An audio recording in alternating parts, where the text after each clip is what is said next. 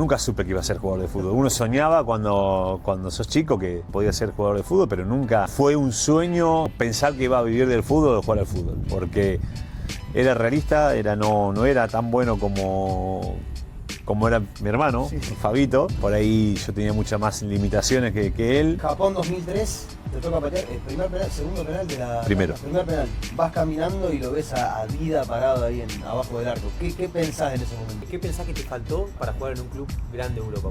Si no jugaba al fútbol, seguramente hubiese terminado jugando en todas las ligas ahí de Lincoln. Sí.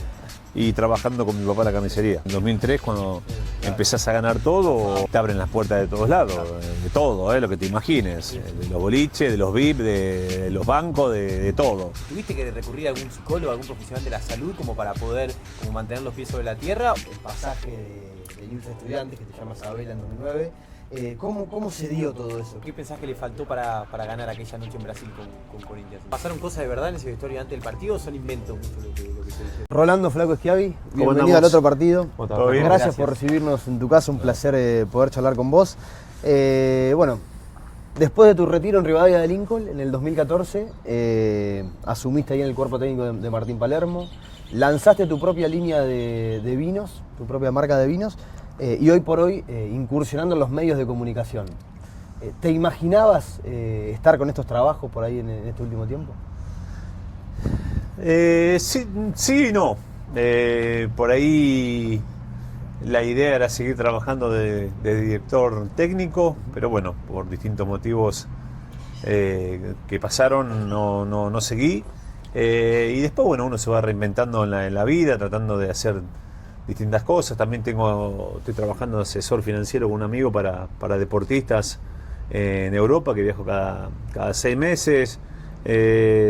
Hago distintas cosas, ¿no? Primeros meses de 2014 llegás a Rivadavia de Lincoln, tu club en el que naciste también, y bueno, se da tu retiro jugando con tu hermano como técnico.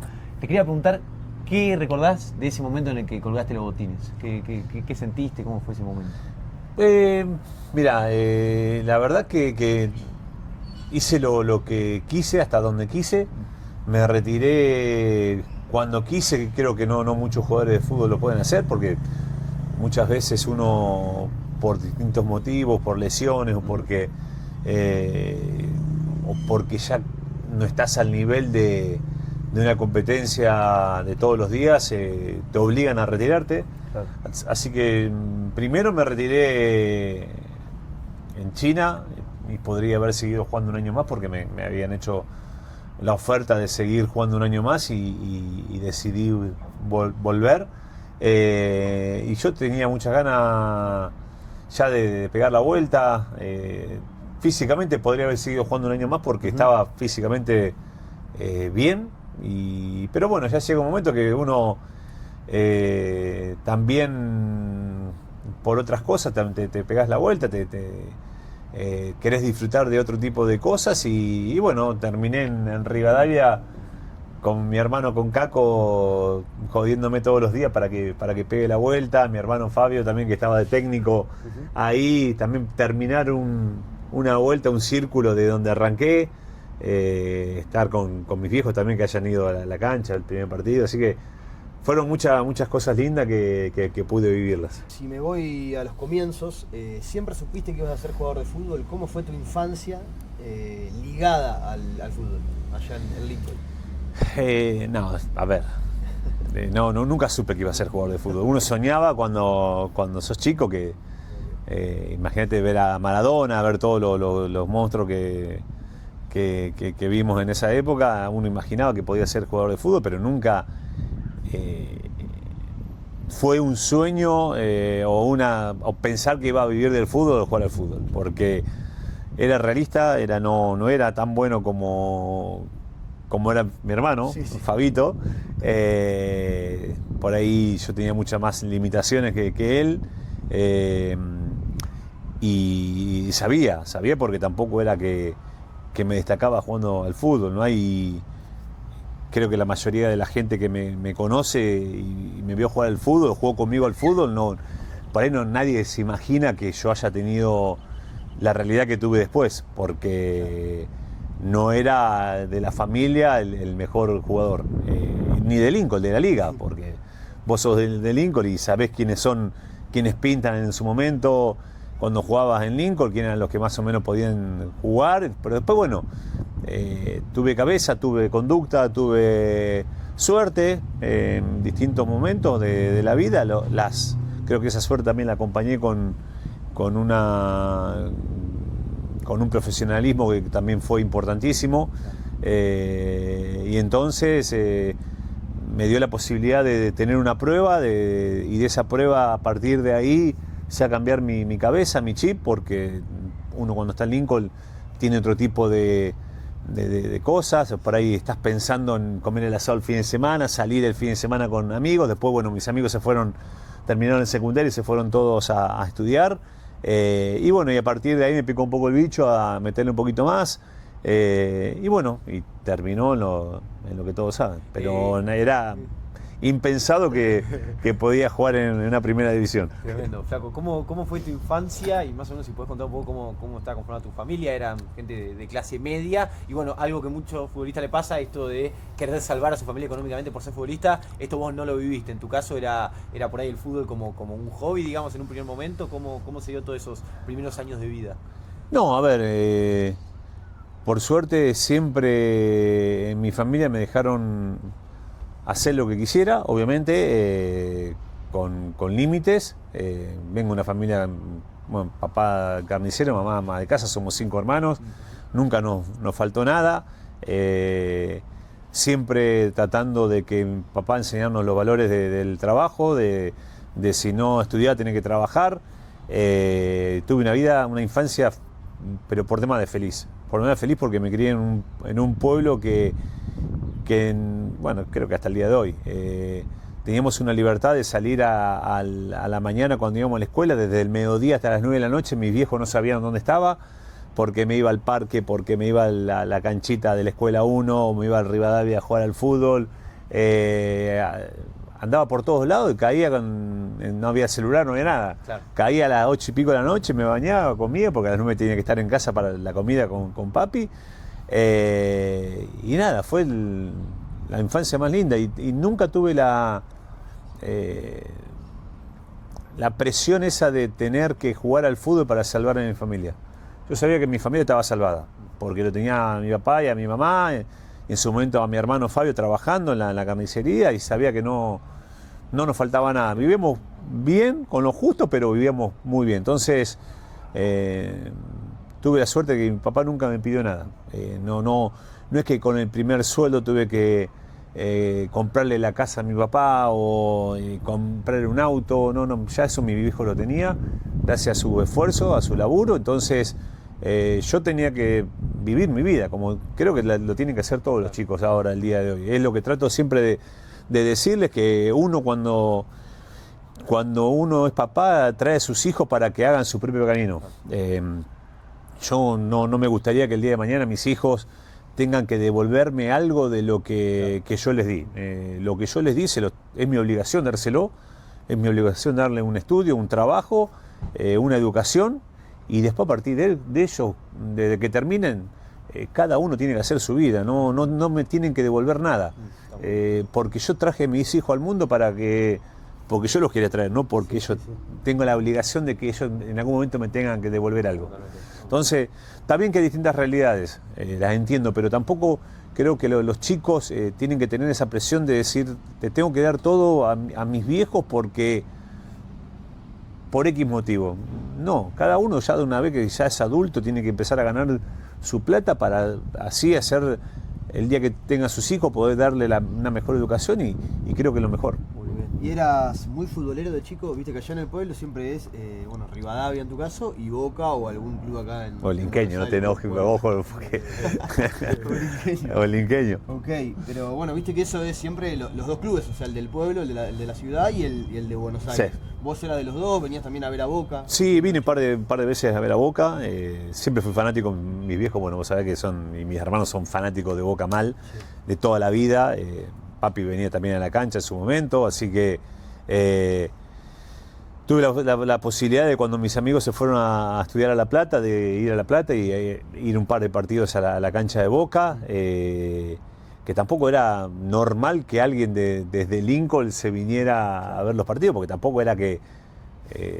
creo que en Buenos Aires conocí el viaje de 7º grado y el de primer año. Después yo a Buenos Aires no venía nunca porque tenía mi vida en Lincoln.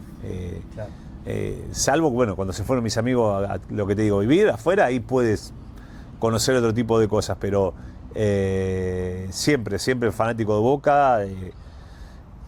Tenemos mi casa, tiene la parrilla, ahora no, pero tenía la parrilla afuera, teníamos un limonero afuera y una mesa en el medio del patio que comíamos el asado, sacábamos la tele en la puerta porque hasta ahí llegaba el cable, hasta la puerta de la cocina, que seguramente vos conocés mi casa, y de ahí veíamos los partidos siempre, los torneos de verano los veíamos sentados en el patio de mi casa, toda la familia viendo a Boca. Flaco, hay una particularidad tuya que a mí por lo menos me llama mucho la atención, que es que vos terminás el secundario, digamos, con 18 años, y recién ahí, bueno, debutás en la primera de Rivadavia de Lincoln, pero tenías 18, digamos, por ahí uno cuando piensa en un futbolista, viste, arranca inferiores, a los 14, 13 años, vos tenías 18, arrancabas en el club de tu ciudad, claramente, pero ¿te sentías grande en ese momento para decir, puedo tener una carrera profesional, o realmente sentías que se podía dar lo que se terminó dando unos años después?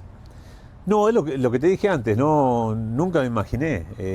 Arranqué por eso, todo muy tarde en todo. Imagínate que yo debuté a los 22 años en primera división, en Argentinos Juniors. Entonces, como que se dio todo muy tarde. Lo que te decía, mis amigos hoy se fueron cuando terminé el secundario, todos se fueron a estudiar. Yo me quedé con un amigo en Lincoln, que también después se fue a estudiar, pero estuvo un año ahí para tomarse un tiempo. Entonces, nada, ahí empecé a entrenar un poco más, a sentirme más jugador de fútbol, entonces ya me dio la posibilidad de jugar en primera división. Entonces jugar en primera división ya tenés que entrenar de otra manera, por ahí... ¿Era federal? No, regional de ahí, la liga del oeste. Nosotros jugamos contra todos los equipos de Junín. Entonces, nada, empecé a jugar en primera división y uno le va agarrando el gusto, te vas sintiendo mejor, te ves que jugás mejor. Entonces, ese año jugué casi todos los partidos en primera división, entonces ya ahí tenés que empezar a medir el tema si jugás los domingos, la joda del sábado no salir, y ya como que cambió mi cabeza también. Claro. Y bueno, es lo que te digo, después a los 19 años me toca la posibilidad de irme a probar a Newell's, ya muy grande, porque ya, imagínate que en esa época ya Gamboa y Pochettino ya habían salido campeón con Newell's con 18 años, con 19, entonces, entonces era muy difícil, pero bueno, me fui a probar, quedé y a partir de ahí arrancó toda la carrera. Ahí vos decís que cuando te vas a hacer la prueba te eligen más que nada por una cuestión física.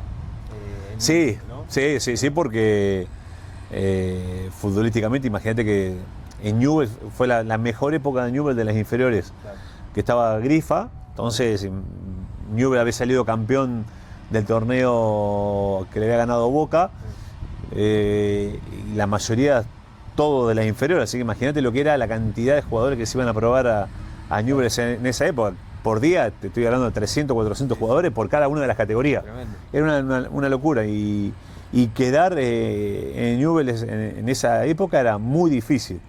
Y bueno, quedé, yo creo más por lo físico que por otra cosa, que también los pibes después cuando a veces me cruzo con algunos que jugaron en primera división, que nos cruzamos después y no podían creer cómo había quedado, porque en un momento casi hago un gol en contra. Dice, lo burro que eras. ¿Cómo hiciste para quedar? ¿Compartiste por ahí con chicos que vos decís, mirá lo que jugaba este y después no llegó, por ejemplo? Muchísimo, porque en esa época había muchísimos jugadores que bueno, la mayoría de los que jugaron conmigo ahí, que no jugaban en la AFA, claro, jugaron todo en primera división. Porque imagínate que nosotros Newell's tiene, Rosario tiene una liga rosarina y una liga AFA. La liga de AFA Newell's en esa época salía campeón de casi de todos. Y la liga rosarina eran los que iban quedando, que no podían jugar, y había una primera local que jugaban jugadores que después jugaron en primera división. Claro. Te estoy hablando de Penayo, Besombe, Quito Paz, Pecho Recalde, el Colo Yarvide, muchísimos jugadores que jugaron todo en primera división. y no podían entrar jugar en la cuarta DAFA. Entonces, bueno, nos juntábamos ahí, que había, como era una categoría que te permitía jugar hasta cierta edad, jugaban. Y después por ahí cuando iban recambiando o iban a la reserva o iban a la primera.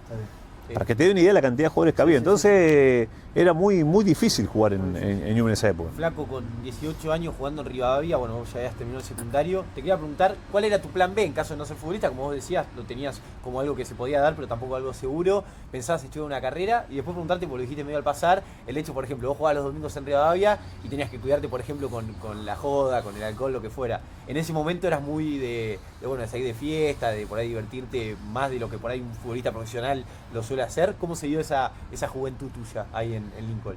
Mirá, si no jugaba al fútbol seguramente hubiese terminado jugando en todas las ligas ahí de Lincoln y trabajando con mi papá en la carnicería, porque ya a estudiar no iba a ir. Entonces yo ya ganaba plata con mi viejo en la carnicería, así que ya era mi laburo. Y después, ya después una vez que empecé a jugar en primera división, ya ahí me empecé a cuidar. Claro, pero antes no, por ahí. No, antes no, hasta que llegaba, porque no jugaba en la primera, jugaba en la inferior y jugaba los sábados, entonces jugar los sábados me daba la posibilidad de salir a la noche. Ya después, una vez que empecé a jugar los domingos en primera división, ya como que me cuidaba un poco más en ese sentido. Ok, o sea, pero te gustaba, digamos, salir, divertirte. Sí, obvio que no, sí, obvio que sí. Todo con su debido respeto, pero sí, obvio. Más vale. Bedia cerca ahí. Bedia los viernes, digamos todos los viernes a Bedia. Muy bien. ¿Cómo se da, también lo contaste, pero cómo se da tu llegada a Newell's? ¿Cómo terminás en la prueba esa? Gracias a Niti Tamer, a Walter, que consiguió la posibilidad de ir a probarme. Fuimos con el Monito San Martín y de Lincoln, ¿quién más fue? Y fue el Gringo Donati, uno de Bedia también, que se fue a probar. Y nada, fuimos ahí en la prueba. Después, bueno, ya me quedé ahí, me fui a vivir a la pensión de Newell's, que estuve 4 o 5 meses viviendo en la pensión ahí de calle Montevideo. Después, bueno, con unos chicos, unos compañeros de ahí de pensión, nos fuimos a vivir un departamento, cinco chicos. En calle Buenos Aires estaba, bueno, uno Toti Cuel, que era de Chivilcoy, había otro Julián Araneda también, que era de Chivilcoy, el negro Ramos, que era de Firmat, y ahí estábamos. Y no me acuerdo que me faltaba uno más, Lorenzetti, uno que era de Venado Tuerto.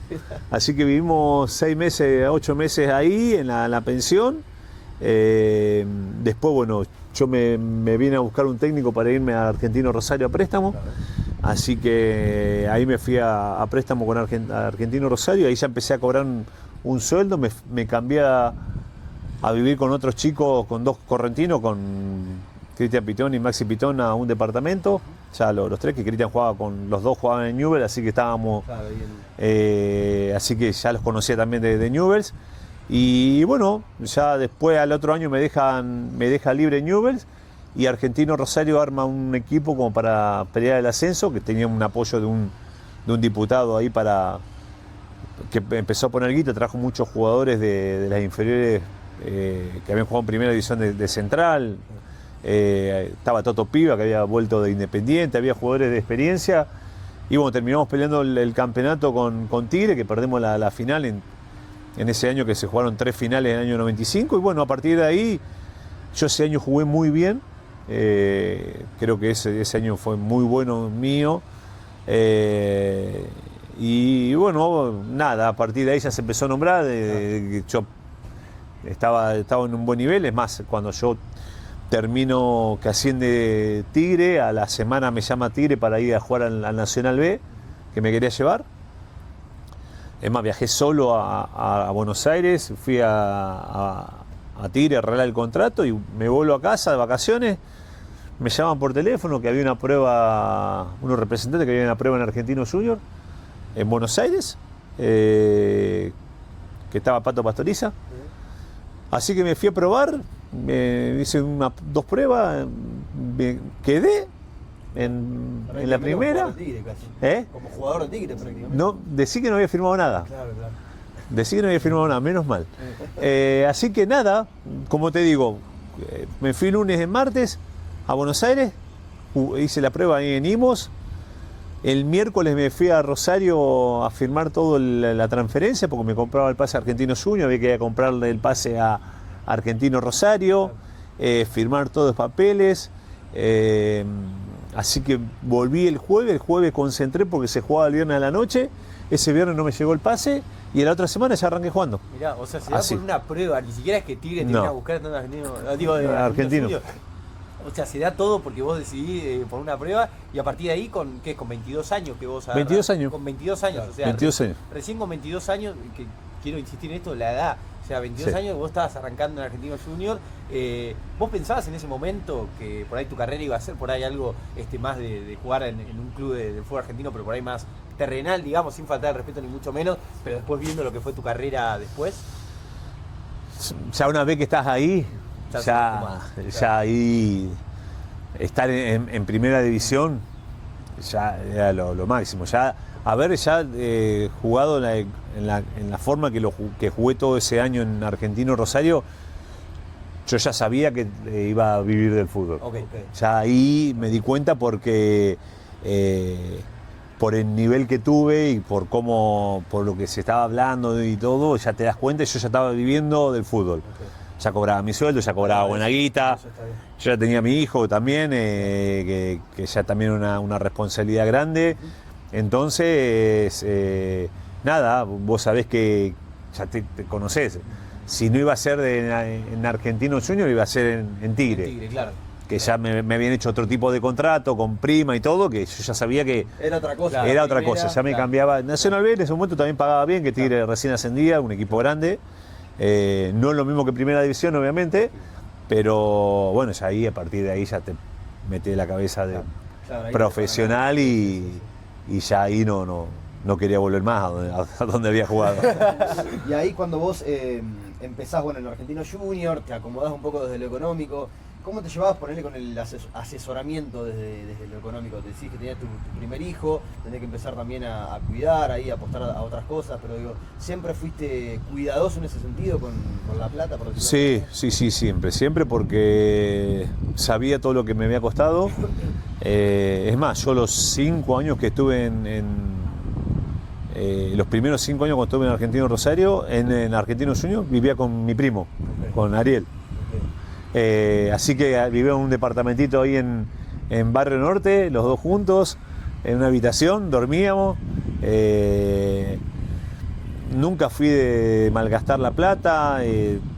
Cuando pude agarrar una plata, me compré mi primer campito en Lincoln. Siempre fui muy cuidadoso. Después le compré el departamento a Tommy para que viva en Buenos Aires, porque él estaba en Buenos Aires, así que siempre traté de cuidar la plata de la mejor manera porque sabía que me costaba muchísimo. Y jugando en Argentino, ¿vos pensás que esa plata por ahí, si mantenías esa carrera, te iba a alcanzar para poder, una vez que te retirás, vivir de eso que ganaste? ¿O por ahí el sueldo que era como para poder vivir, por ahí darte unos gustos como lo del campo, pero que sabías que en el post-retiro claramente tenías que cuidar esa plata que estabas ganando en ese momento para después tenerla? No, obviamente, con la plata que había hecho en Argentino era imposible tener por ahí otro tipo de vida, porque en ese momento no, encima que cobrábamos cada muerte de obispo era muy difícil, no era los sueldos que se pagan hoy o que por ahí podías cobrar en un equipo grande. Entonces había que saber manejarla y, a ver, yo ya tenía 28, 29 años, cuando pasó a Boca tenía 28 años, así que ya había hecho algo, pero tampoco era que podría seguir jugando en Argentino o algo, o cambiar en algún club, pero sabía que tenía que laburar. Claro. Era un lujo, por ejemplo, en esa época, darte un lujo, viste que se dice. Te digo la verdad, nunca me di un lujo grande. Creo que el lujo que me di fue haberme comprado un departamento. Claro. Que me fui a vivir con mi hermano y con mi mejor amigo, que un lujo, claro, bueno, era algo mío. Pero como nunca tuve grandes autos, nunca tuve delirios de gastar plata de más, porque sabía que me costaba ganarla y siempre trataba de tenía la suerte de que mi viejo me decía que hay que cuidarla, así que entonces siempre la traté de cuidar. ¿Trabajabas con un representante vos? ¿Cómo se da todo Sí, eso? tuve un representante. ¿Y tuviste muchas ofertas antes de llegar a Boca? ¿Cómo fue eso? Mirá, me fui a probar también cuando estaba en Argentino, me quería un club de Escocia, me fui a probar al West Ham, en Inglaterra. Y después de lo de Escocia no se dio porque Argentino Juniors estaba peleando el descenso, así que me quedé, pero sí, obviamente que ofertas tenía. 28 años, llegás a Boca, ponés tu gran paso de tu carrera. ¿Qué pasa en Argentino en ese tiempo para que con esa edad llegues a Boca? Nada, a ver, yo había hecho una buena campaña, ya llevaba 6 años en Argentinos Juniors, ya era el capitán, era como que necesitaba un cambio de aire. Y bueno, cuando nos vamos a una gira a Estados Unidos, mi representante ya se hablaba de que podía pasar a Boca.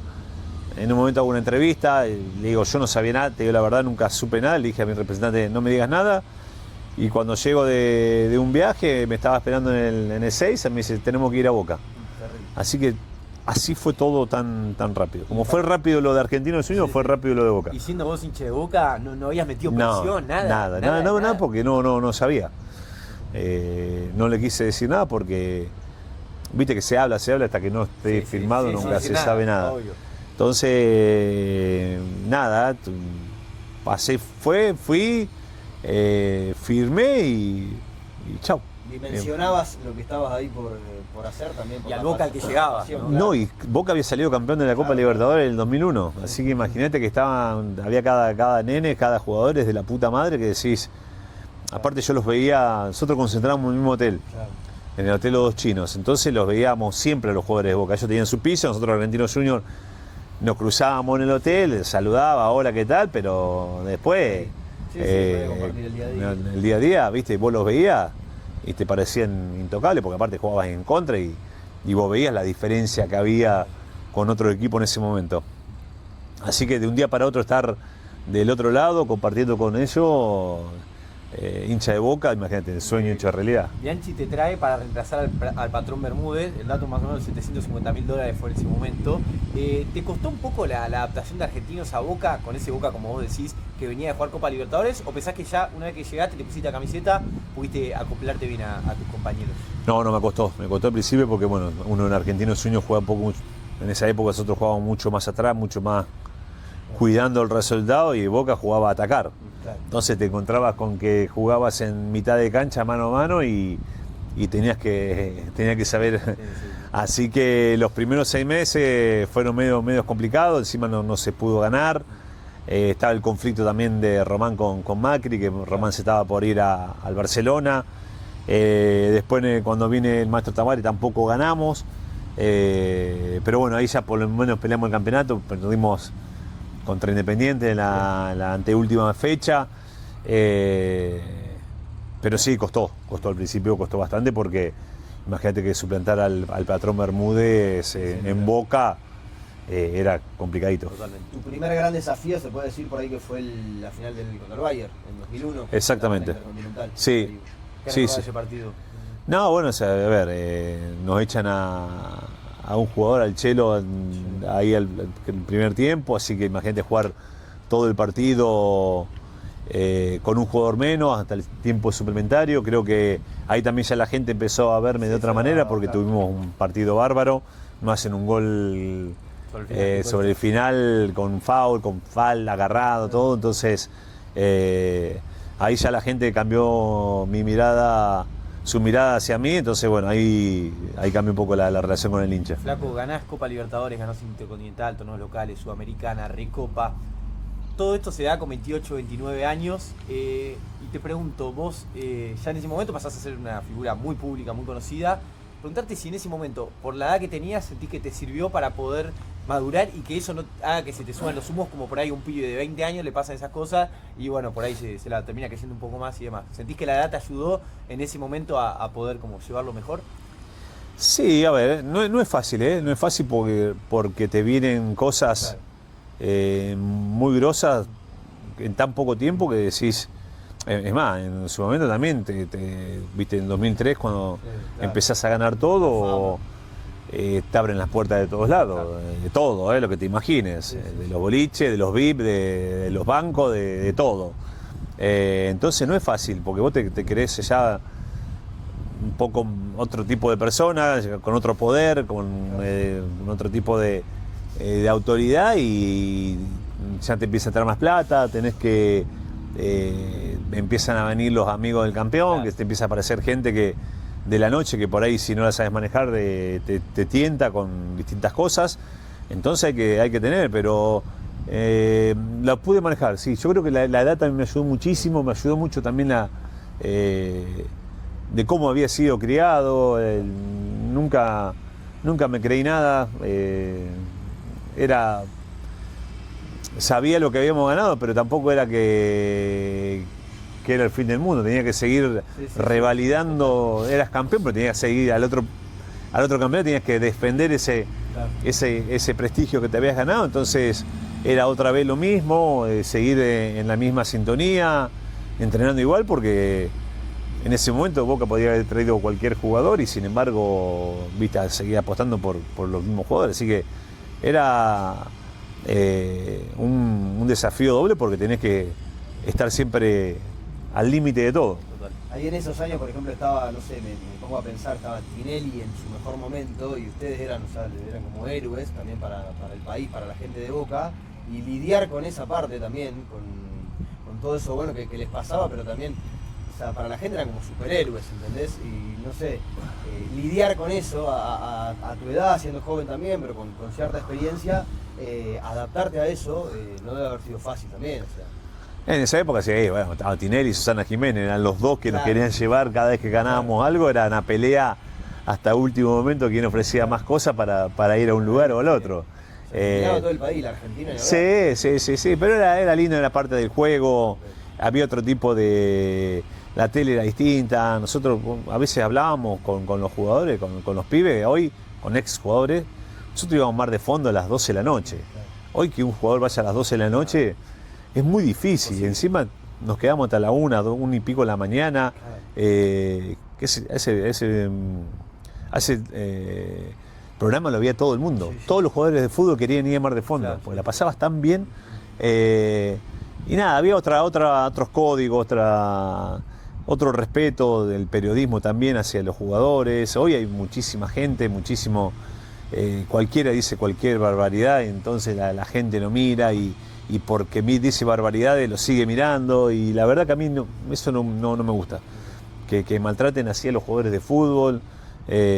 Uno puede tener buenos o malos partidos, pero después que digan que no puede jugar en primera división, que ya el esfuerzo que tiene que hacer para llegar a primera división, y la cantidad de chicos que quedan afuera del sistema porque no le da, o porque no pueden llegar. Entonces no es fácil. Total, Flaco, y con toda esta exposición nueva, ¿tuviste que recurrir a algún psicólogo, algún profesional de la salud como para poder mantener los pies sobre la tierra, o siempre te manejaste por tu propia cuenta, digamos? No, nunca fui. Te digo la verdad, no. Sé que son necesarios, muy necesarios, pero yo nunca lo precisé. La verdad, sinceramente, por ahí en algún momento, con algunas cosas que me han pasado, podría haber ido, pero en ese momento, con la cabeza dura que tenía uno y como que sabía aislar de mucho las cosas, una cosa era la parte privada con mis cosas, y otra cosa era la parte de fútbol. Una vez que entraba a la cancha, todo lo otro quedaba afuera, y después, bueno, pero siempre lo pude manejar, pero sé que es muy necesario. Japón 2003. Te toca patear, primer penal, segundo penal de la... Primero. Primer penal. Vas caminando y lo ves a Dida parado ahí abajo del arco. ¿Qué pensás en ese momento? No, que no tenés que pensar mucho, porque si no te pegás la vuelta y te quedás de vuelta en la mitad de cancha. Nada, a ver, uno ya venía pateando penales ya todo el campeonato, ya Bianchi me había dado esa responsabilidad también de patear penales. Y nada, creo que pensás lo que te da el tiempo de pensar, de venir, decir dónde le pego, si le pego acá, si este vio el video, pero llega un momento que decís, ya está, no tenés que pensar más nada, porque si Si no te vuelves loco. Entonces traté de agarrar la pelota, pegarle fuerte y listo. Porque aparte lo veía a Dida, que era enorme. Y nada, como te digo, se hizo eterno, esa caminata se hizo eterna. Pero nada, bueno, después con el resultado puesto, ya está. Flaco, después de tantos títulos en Boca, tanto éxito, en 2005 te vas a la B de España, que uno por ahí en ese momento decía, bueno, ¿por qué esta decisión? Te consultamos, ¿por qué decidís irte después de tantos éxitos? Y si tuvo que ver lo económico, porque no sé si vos por ahí en el Hércules de España podías ganar más plata que Boca, o fue una decisión por ahí más familiar. No fue una decisión familiar. Económica no fue. Ok. Mi señora estaba embarazada, necesitaba cambiar de aires y fue una decisión familiar. Okay. No hubo otra cosa, porque aparte por la plata, no porque cobraba menos que lo que cobraba acá en Boca. Así que fue una decisión familiar y una decisión de vida. Ok, ¿sentías que ya en Boca, habiendo ganado No. Necesitaba salir de Buenos Aires. Ah, ok. Está muy bien. Antes de eso tenés el desafío, siguiendo ahí cronológicamente por los títulos y demás, la final que después pierden con 11 Caldas en 2004, sí. Pero el partido bisagra, creo que fue junio de 2004, te toca hacer el gol en la ida con River, del relato de Clos, Salvador Schiavi de cabeza. Bueno, esa serie también histórica, por ahí para vos y para Boca. Sí, porque fue todo el tema del arañazo de Gallardo al Pato. Fue una película ese partido de ida y vuelta, porque pasaron muchísimas cosas que quedaron grabados para siempre. Creo que fue hermoso porque más allá de lo que era del resultado, fue una semifinal de Copa Libertadores contra River, ganarle, después ganar por penal en la cancha de ellos, escuchar nuestros gritos dentro de la cancha y poder festejar. Fue lo bonito, hermoso. Obviamente que fue difícil porque, bueno, una tensión de que el que quedaba afuera era pesado, y creo que eso también nos afectó muchísimo después en la final. Creo que esos 15 días de esa semana que habíamos tenido, porque aparte habíamos jugado un partido también del campeonato local, habíamos jugado 3 clásicos en 15, 20 días que eran para la cabeza de un jugador, era fuertísimo, y bueno, creo que eso también nos llevó a relajarnos un poco con 11 Caldas y no poder ganar la Copa después. Muy bien. Bueno, Flaco, siguiendo con partidos históricos y un poco también con tu cronología, bueno, pasás de Boca al Hércules, estás una temporada ahí en la B de España, de ahí pasás al Gremio y se da también un partido histórico, final de Copa Libertadores 2007. ¿Qué recordás de esa final? Y si en ese momento te mensajeabas por ahí con tus ex compañeros de Boca, como por ejemplo Palermo, antes del partido, ¿cómo la viviste vos como jugador de Gremio?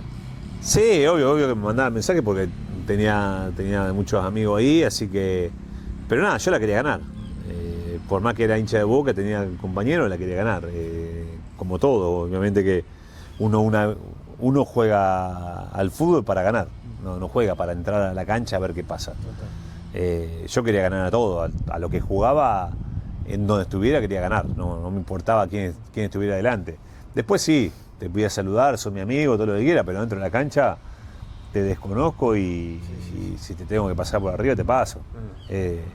Es mi prestigio, mi plata y la tengo que defender a toda costa. ¿Y qué recuerdo tenés del partido en general? Y bueno, con un Riquelme bestial, esa final fue Sí, porque yo el primer partido no lo juego porque yo estaba en el banco y después me toca entrar por un compañero que se lastimó la rodilla, así que jugué un poco el primer tiempo y el segundo tiempo.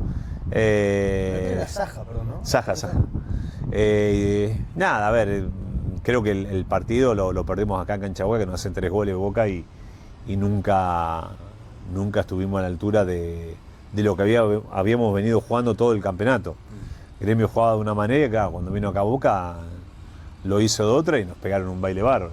Entonces ya cuando vas allá tenés que hacer 3 goles, Boca estaba en un nivel buenísimo y bueno, nada, fueron justo ganadores. Okay. De ahí pasás a Newell's.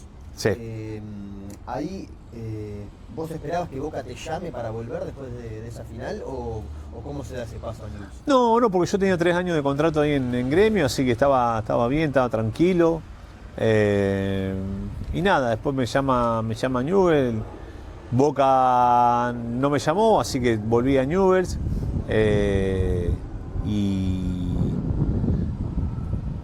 hago una buena temporada en Newell's. Yo pensé que ahí me iba a llamar Boca, después no me llamó y bueno, ya está. Una vez que me quedé ahí en Newell's, no hubo una intención solamente de algunos dirigentes, pero me parece del cuerpo técnico que había no era la intención de que yo volviera, así que nada, jugué 4 años ahí en Newell's y la verdad que la pasé también espectacular. Peleando otro tipo de cosas. Sí. Descenso. Bueno, está bien. Después justo vino la era Martino un poquito. Esos 4 años en Newell's, bueno, muchísimos partidos. Y hay un dato que nos llamó mucho la atención. Sos el defensor con más goles en la historia de Newell's. ¿Por qué pensás que se dio esa faceta goleadora así tan fuerte allá en Newell's? Si bien habías hecho muchos goles en Boca, bueno, claramente un promedio de gol muy alto para lo que es un defensor central. ¿Por qué pensás que se terminó dando eso? No sé porque más allá de que pateaba los penales y todo eso, hice muchísimos goles de cabeza. Y nada, por ahí a veces son rachas que tienen los defensores que las tenés que aprovechar. Además, yo tuve 3 años en primera división sin hacer un gol y en un campeonato después hice 9 goles, 8. Entonces, son cosas que por ahí te pasan y se dan. No es que uno piensa que yo sabía que era el goleador o nada, estaba con confianza, estaba bien físicamente, entonces las cosas se iban dando y por eso y es más, y erré un par de penales también, así que... Bueno, no sé si no hiciste 2 goles, me parece. Sí, a Oruro, San José de Oruro, en una Copa Sudamericana, en cancha de Newell's. Bueno, etapa en Newell's, 2009 te llama, eso que fue tremendo, el pasaje de Newell's a Estudiantes, que te llama Sabela en 2009. ¿Cómo se dio todo eso? ¿Cómo se dio ese pasaje para jugar Libertadores con Estudiantes? Un gran momento también de tu carrera. Sí, me habían sacado creo que 5 amarillos, yo no podía jugar, era un viernes a la noche. No sé, me acuerdo si había jugado de local. Sí, creo que había jugado de local. Y estaba en casa y me llaman por teléfono, era Sabela, diciéndome que había una posibilidad de incorporar un jugador a la Copa porque se había lesionado el Flaco Layes, se había roto la rodilla, que se le había dicho Bilardo, que se le había dicho Grondona. Así que nada, mira, me dice, está esta posibilidad. Le digo, mira, si arreglan todo con Newell's, yo estoy. Así que el sábado de la noche hablaron con los dirigentes de Newell's. El sábado de la noche en mi casa estaba el presidente de Estudiantes, mi representante, el presidente de Newell's y yo. Así que ahí arreglamos todo, firmé el contrato y el domingo a la mañana salí para La Plata solo. Llegué el domingo a la tarde, el lunes practiqué en Estudiantes, porque había jugado justo ese domingo. El martes practiqué y el miércoles ya arranqué a jugar. Así que semifinal de Copa Libertadores, exactamente. Así todo rápido, ¿viste? Sí, tremendo. Tenemos una declaración de Sabela que, bueno, la leo rápido. Dice, estaba sentado en casa y pensé de la nada, tengo que tener un jugador. Se venían las semifinales y sabía que no iba a poder incorporar a ninguno que haya jugado la Copa, ni que estuviera peleando el título o el descenso del torneo argentino. Me voy a la cocina, en la televisión había un partido de Newell's y lo veo al Flaco. Es él, pensé sin dudar. Te llama a Isabela, bueno, contaste ahí que te contó lo de Bilardo. ¿Qué te llamó la atención en ese momento de Alejandro? Y después, ¿cómo fue tu relación con él en ese poquito tiempo que estuviste? ¿Qué tenía de particular Sabela para llegar tanto a los jugadores en ese Estudiantes? Tenía una tranquilidad enorme, tenía una tranquilidad tipo Bianchi. Una persona muy, muy sabia, muy culta, que leía muy bien los partidos. Tuve una relación bárbara con Ale porque, bueno, más allá de que se dio la posibilidad en la semana, en el día a día, te demostraba que era una persona que le gustaba estar mucho con los jugadores, que le gustaba estar en todos los detalles. Así que nada, los mejores recuerdos de Alejandro, porque es más, después también seguí hablando, después que terminé, que estuve en el paso, al mes me tuve que volver a Newell's.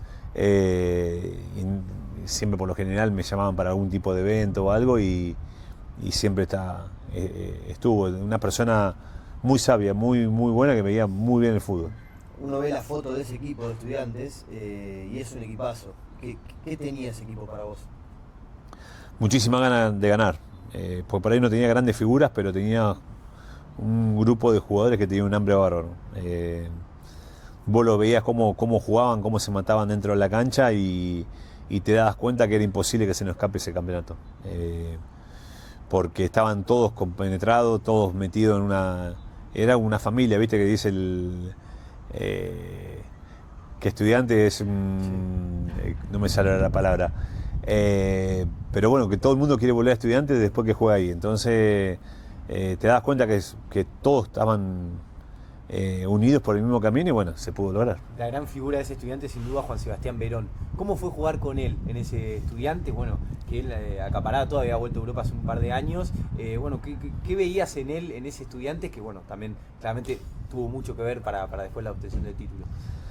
Es un líder de la puta madre, un líder que estaba también en todos los detalles, que exigía a todo el mundo, porque él también se exigía, una persona que estaba en todo apoyando, empujando, era el líder futbolístico Estudiante, entonces vos tenías que ponerte atrás y seguirlo, porque era un tipo con muchísima experiencia, que había jugado en todos lados y tenía la posibilidad de ganar una Copa Libertadores con su equipo del que es hincha, y entonces te dabas cuenta que él guiaba todo.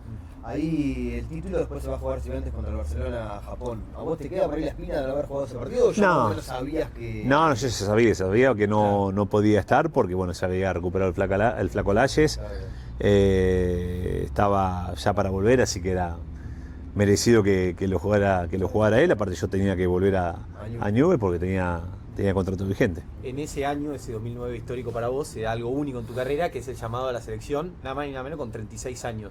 ¿Qué recordás de ese llamado de Maradona cuando te dice que estabas convocado? Nada, le corté porque no pensé que era una joda. Pero bueno, yo tenía una relación más allá lo había tenido de manager en Boca, lo había cruzado en miles de lugares. Para mí era Dios en ese momento. Y nada, que me haya dado la posibilidad de poder estar en la selección a los 36 años, que se le haya jugado por mí. Imagínate que es un sueño cumplido de cualquier jugador, poder jugar aunque haya jugado 3 partidos. Encima también me tocó compartir con Messi en su mejor momento. Así que imagínate lo que era para mí estar en la selección con todos los pibes que eran crack de todos lados. Entonces, lo disfruté muchísimo. Te tocó jugar el partido histórico ese del día de la lluvia, del gol de Palermo. Exactamente, con Perú el día que Martín hace el gol ahí abajo de la lluvia, no se veía nada. La palomita el panzazo de Diego en la cancha de River. No, divino. ¿Cómo era Diego como entrenador? Así como se lo ve, ¿encontraste algo en él que te haya sorprendido mucho?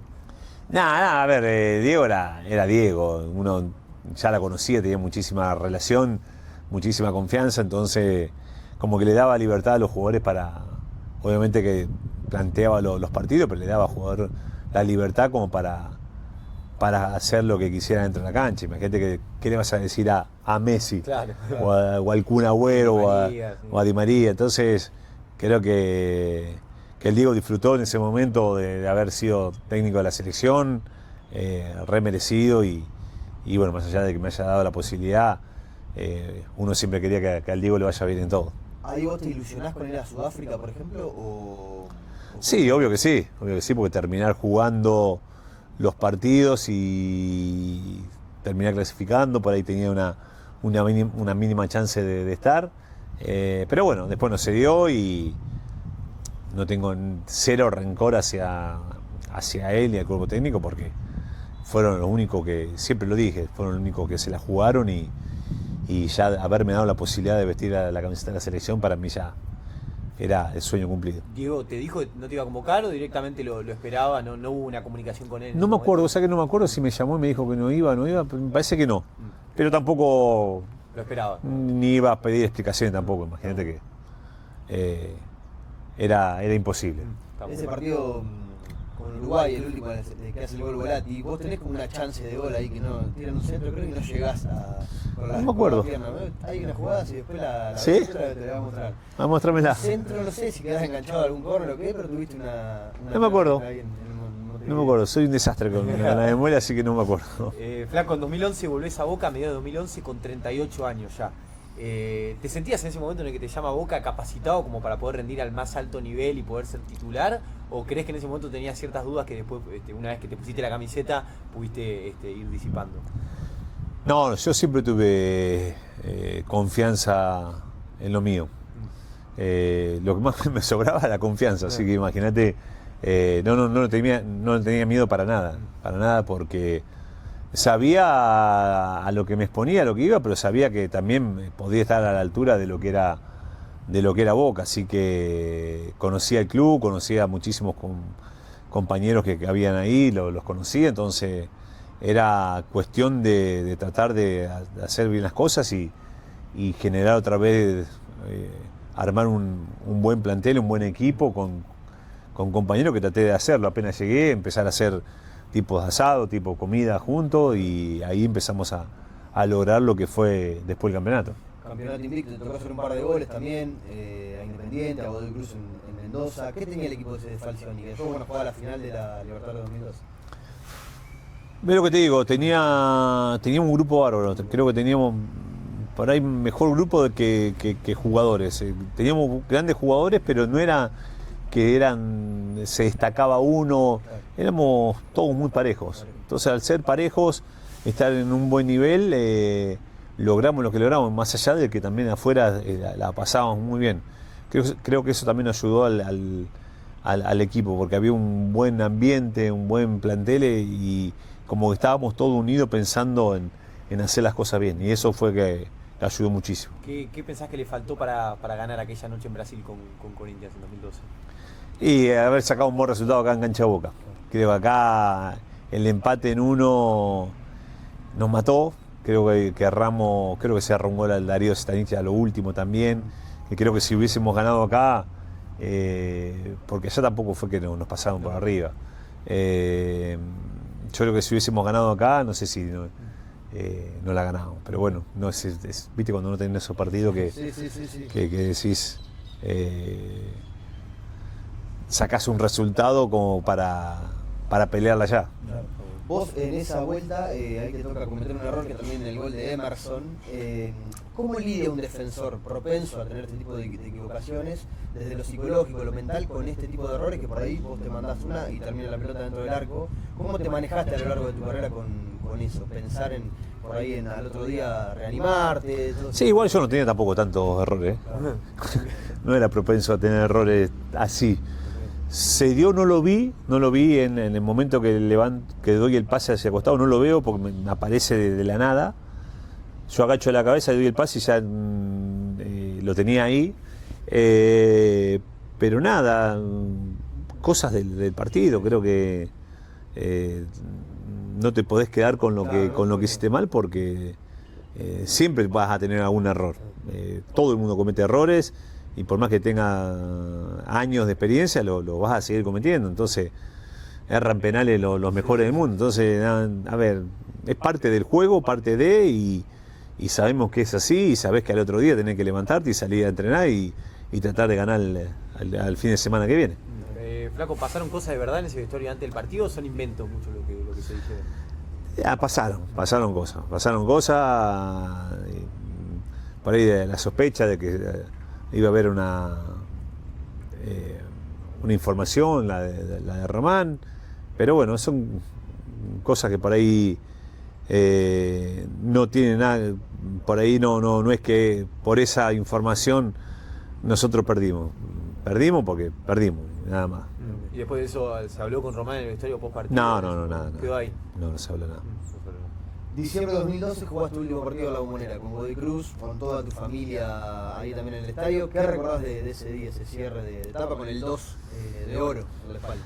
Nada, por eso, siempre lo digo, como lo dije apenas arrancamos la nota, siempre uno sueña cuando es jugador de fútbol y que ha dejado algo en un club, retirarse de la mejor manera, por la puerta grande, con la gente, con mi familia. Y yo lo pude lograr.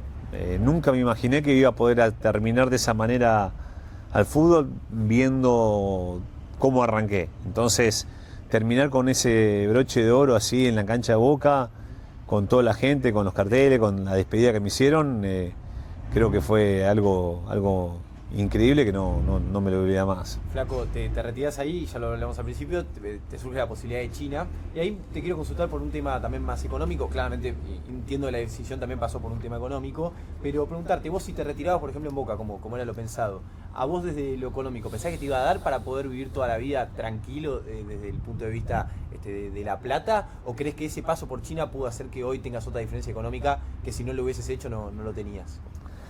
A ver, sí, de otra manera. Ok. Sí, de otra manera. Iba a vivir por ahí de otra manera. Obviamente que iba a tener que salir a trabajar como lo hago hoy, porque aparte me gusta, no me gustaría que mis hijos me vean estar tirado todo el día en mi casa.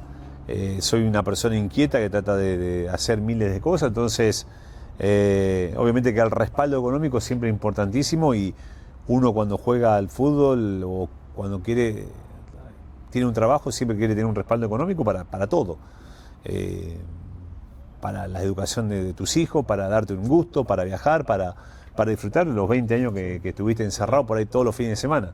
Entonces querés dejar de jugar para disfrutar otro tipo de cosas, y obviamente que podría haber vivido, pero de otra manera. Okay. Sigo trabajando como lo hago ahora.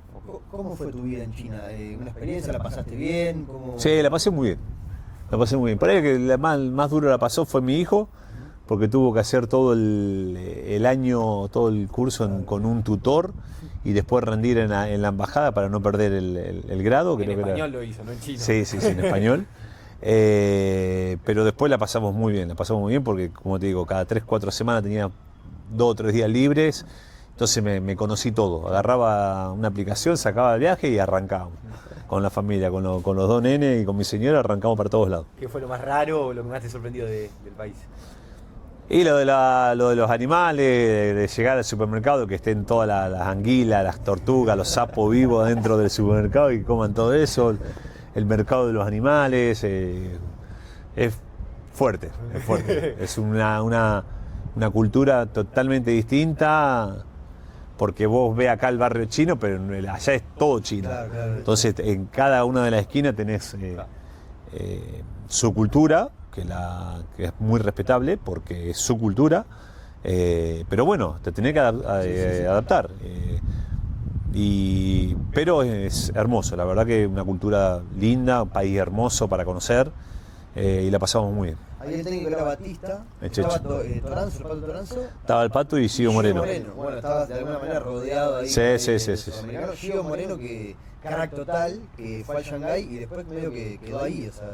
Creo que vino Atlético Nacional, pero... Sí, bueno, pero jugó 12 años en 11, 12 años en China, así que imagínate. La plata no le va a faltar. Nah, pero no es por la plata, más obviamente que por la plata, pero también quería retirarse también ahí en Colombia. Y jugaba muy bien. Y ahí la rompió toda, en China la rompió toda, lo aman, y bueno, después vino a Colombia a retirarse, como todo el mundo, y que vuelve al país, y nada, y a cerrar su carrera. Flaco, volvés de China y hablamos también en un principio tu etapa pequeña en Rivadavia. Bueno, ¿qué recordás? Creo que en Wikipedia parece que jugaste 3 partidos y metiste un gol. ¿Cómo fue ese regreso con tu hermano como director técnico, con tu gente en tu pueblo? Bien, a ver, yo lo que te dije, era cerrar un círculo, para ahí no tenía las mismas ganas, porque me entrenaba solo acá toda la semana y después tenía que ir a jugar. Fue más el empuje de mis hermanos por ir a jugar que por otra cosa. Okay. Yo te digo, la verdad, ya no tenía más ganas, pero bueno, lo hice también para estar un poco también cerca de mis viejos, que puedan disfrutar el último momento ahí de mi carrera en Rivadavia. Un gol de penal hiciste. Un gol de penal hice, un gol de penal en cancha de Rivadavia. ¿Qué harías distinto si hoy mirás tu carrera? ¿Harías algo diferente? Me hubiese perfeccionado más. De lo técnico. De lo técnico. Y hoy por ahí veo, o cuando viajo, veo muchísimo los jugadores que entrenan casi todo doble turno, tienen otro tipo de metodología de trabajo, pero me hubiese perfeccionado mucho más. Flaco, ¿qué pensás que te faltó para jugar en un club grande de Europa, por ejemplo? Creo que tener otro representante.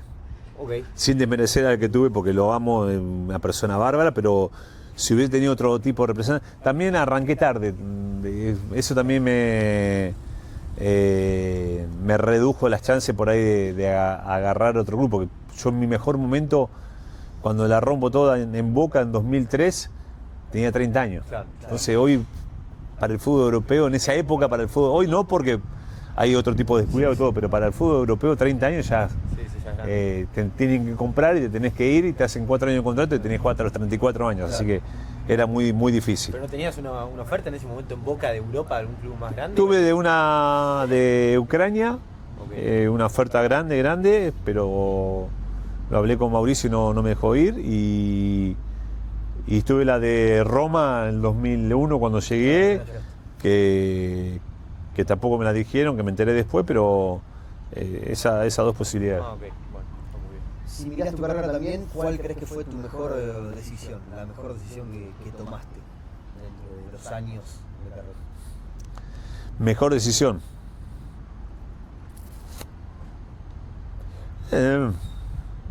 Es que siempre tomé malas decisiones en algunos momentos. Okay.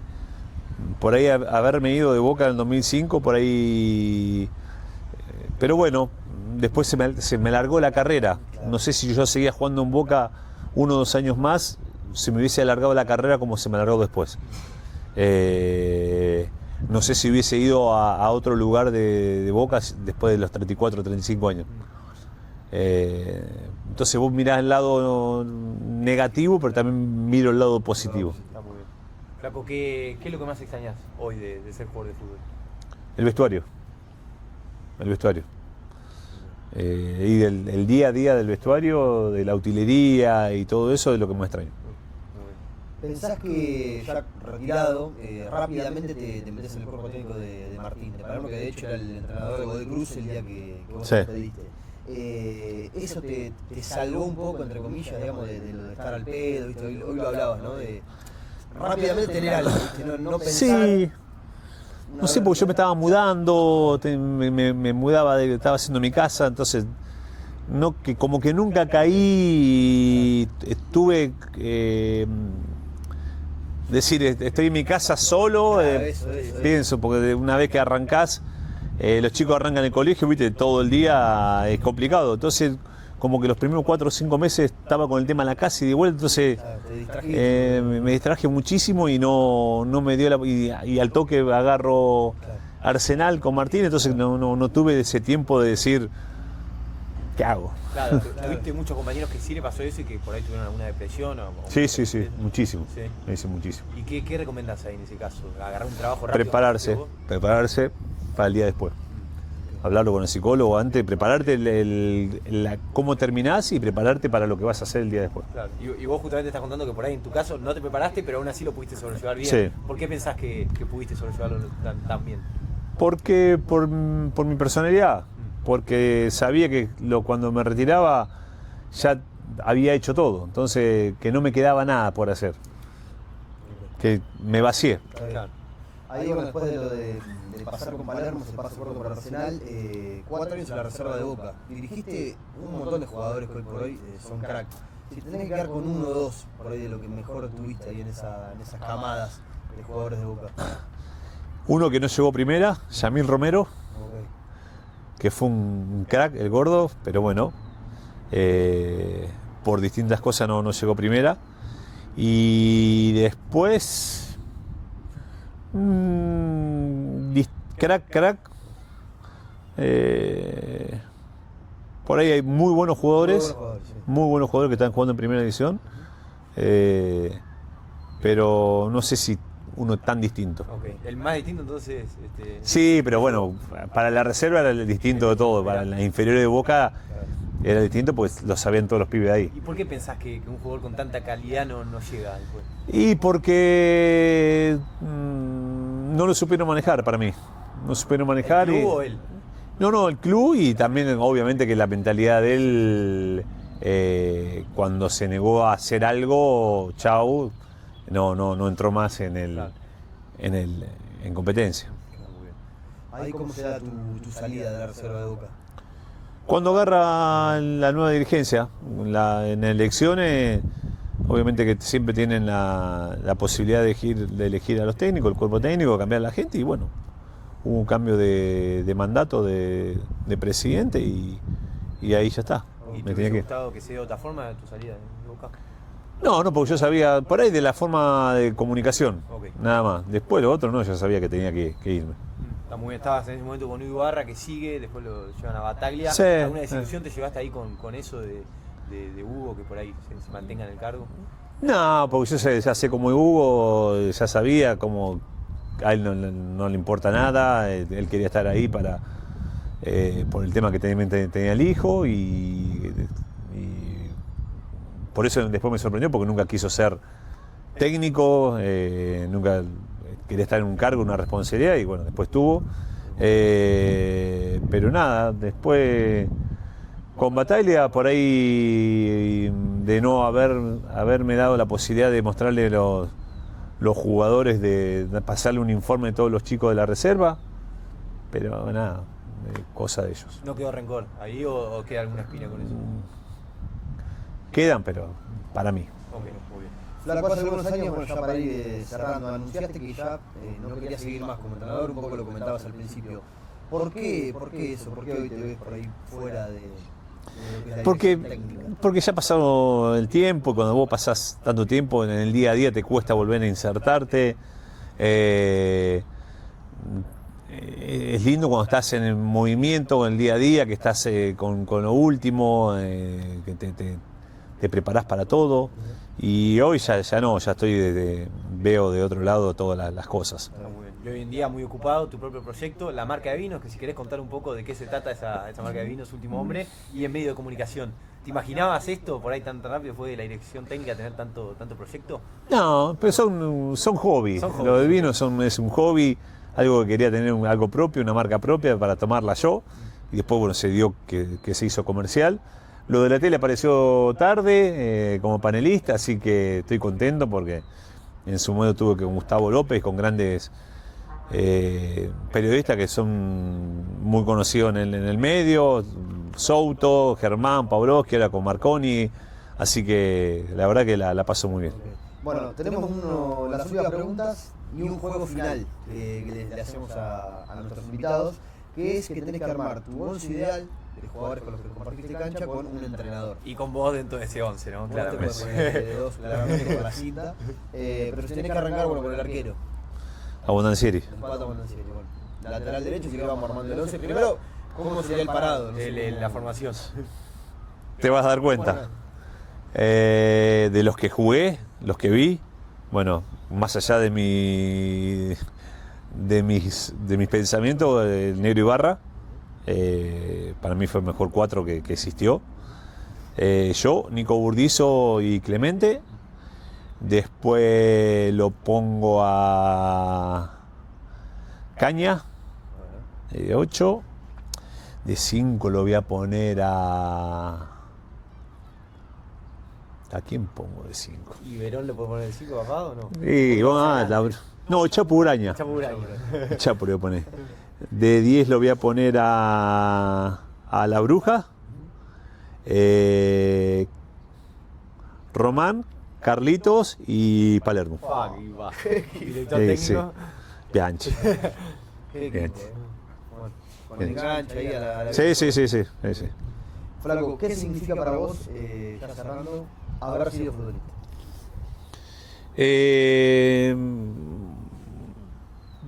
Todo porque fue algo que me dio la posibilidad de ser quien soy, de poder disfrutar muchísimas cosas, de haber podido viajar, de conocer distintos lugares, con el fútbol y después del fútbol. Entonces, nada, sentirse futbolista y haberlo hecho con tantas ganas, con tanta pasión, creo que más allá de que es un trabajo, porque para mí es un trabajo que es lindo, un trabajo hermoso, pero tiene su responsabilidad como todo trabajo. Y nada, me voy a morir siendo jugador de fútbol. Porque no es, uno cuando es médico no es ex médico, no es ex jugador de fútbol. Somos jugadores de fútbol. Lo llevamos por adentro, siempre, toda la vida. Flaco, y la última, ¿qué mensaje le dejas a aquel futbolista que está próximo a jugar este otro partido? ¿Qué mensaje, qué recomendación le dejas? Que se prepare en todo sentido, de lo psicológico a prepararse en lo que quiere hacer, porque hay muchísimos jugadores que no tienen la posibilidad de estar salvados, de salvarse. Entonces, conozco muchos exjugadores que están por ahí pasando un mal momento, entonces, por no haberse preparado o por haber hecho las cosas mal. Entonces, siempre hay que prepararse para todo, para estar, cualquier cosa que te pase, tiene que estar preparado. Flaco, muchas gracias. ¿Flaco o Rolo? En Lincoln, Rolo. En Lincoln vos sabés que soy Rolo. Acá soy flaco. En mi pueblo me llaman todos Rolo. A mí no se decirte Rolo. Sí. En Lincoln todos me llaman Rolo. Gracias. De nada.